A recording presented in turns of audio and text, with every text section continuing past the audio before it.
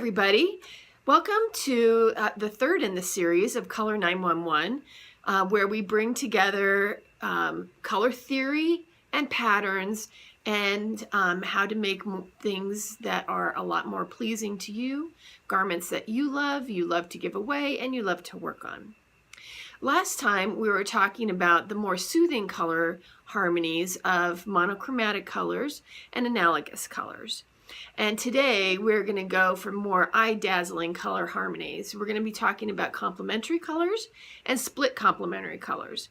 Probably many of you remember complementary colors from your elementary school days, but split complementary is a little bit more complex, and I would dare to say that they're more pleasing colors.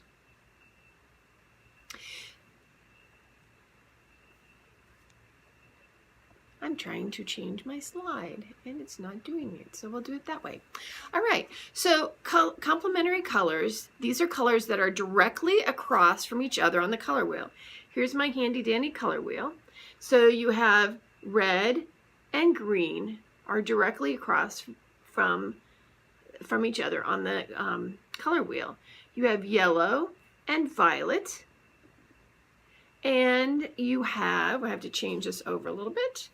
You have blue and orange. They're directly across from each other on the color wheel. You can also have these as your secondary colors. For instance, your yellow-green is directly across from your red-violet. Or your blue-violet is directly across from your yellow-orange. So again, those would all be complementary colors. Now, these are really eye-dazzling colors. They excite your eye, and our brain loves to be excited by these colors. But they can also be dangerous. If they are in equal combinations or equal weights with each other, and there's a small amount of each one, your eyes can actually start vibrating, and it gets to be a little bit uncomfortable and hard to see. They're also dangerous because when you mix these colors, if you were to mix these colors in a painting, yellow and violet would become kind of a gray neutral color. And our eye, from far away, our eye is going to mix those colors together. So if in your pattern you have, equal amounts, like small, maybe one or two rows of each color, each complement next to each other, from afar, your item is going to look kind of gray, and it's not going to be exactly what you want. I learned this when I learned how to weave. A lot of people want to make Christmas runners or that kind of thing when they're weaving, and they think it's going to be great to put red and green together. But then when you do that, the colors become muddy and they're no longer Christmassy. They're kind of yucky, muddy color. So in knitting, what you need to do is to make sure that you have larger stripes or bigger motifs. If you're going to do stranded knitting, you'd want to make sure that the motifs are larger so you can actually have bigger pieces that are the complementary colors and not little teeny pieces of the complementary colors right next to each other so that they become grayed out. Also with complementary colors, make sure that you can also work with your value with that. You can have like a very, very dark purple with a very light yellow. You put those all together and man, that's really going to vibrate your eyes. So if you want to lessen the vibration, you need to have the values closer together.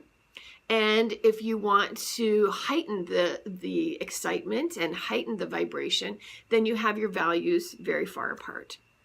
Here's some of the complementary colors in yarn. So here, this is our cirrus yarn, which is 2-ply wool and 1 alpaca, and we have the blue and the orange here. This is our zephyret, and here we have a green and a red, and again you can see the difference in the values here, and next to each other they would kind of vibrate. And here's a different, this is also zephyret, but here's a different value with the blue and the orange. where you have a lot lighter orange. Here you have values that are pretty different. Here they're very, very close together, your values. So just some things to keep in mind.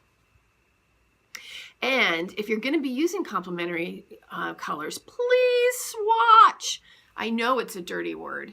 I know people don't like to swatch, but if you are going to be using kind of this dangerous colorway, dangerous color harmony, I think it's better to make sure that you really love it before you spend a lot of time making an item and then to find out, oh, that really doesn't look good from afar.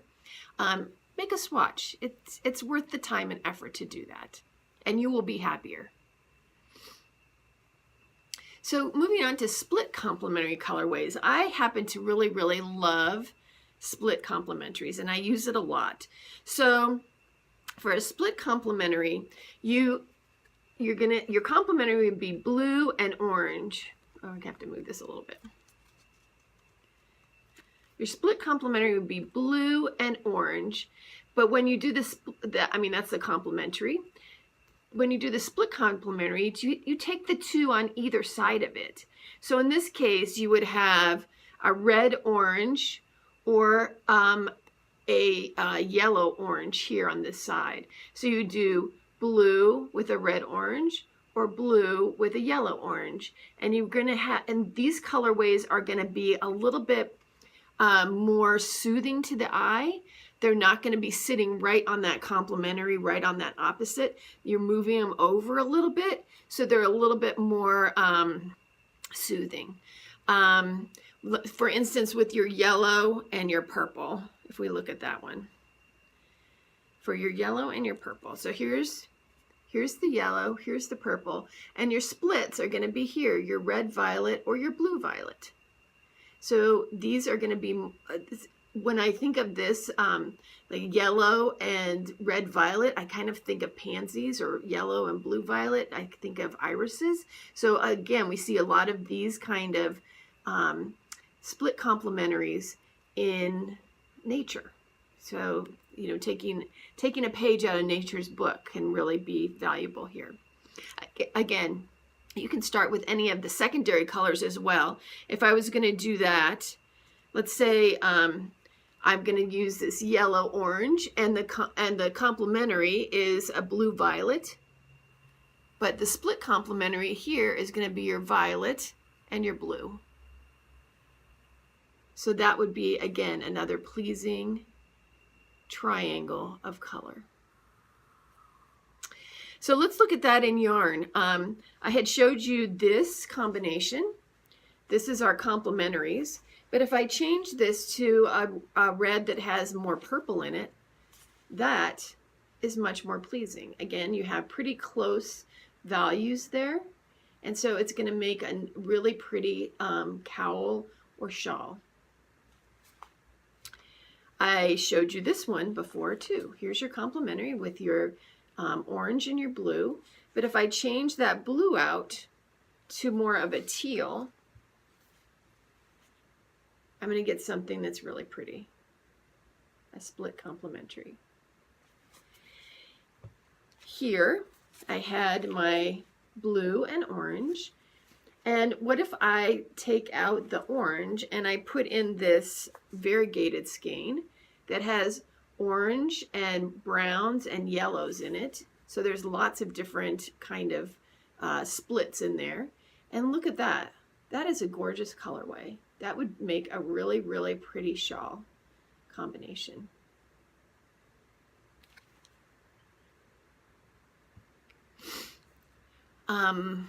Some of the patterns that look good with split complementaries. Here's a yarn that is a split complementary. It's one of our sparkly yarns, and this one is called Holiday Rose. And so you have the green, and instead of red, you have more of a red-violet there. And the way that this knits up, here's a pair of socks that I'm working on that is not sparkly, but it's the same colorway. And it is very pleasing to the eye. You have some lights and darks in there. You have some different kind of values in your pinks and your greens, and it's really, really pretty. And then when you get down to the heel flap, this is kind of fun too. Let's see if I can get you to see this. So you have bigger spaces in here when you're doing all those short rows to turn your heel. I love making socks. Who else loves making socks? The other item that is, this is going to be finished soon. This is a shawl that I'm designing right now. And this would be a split complementary.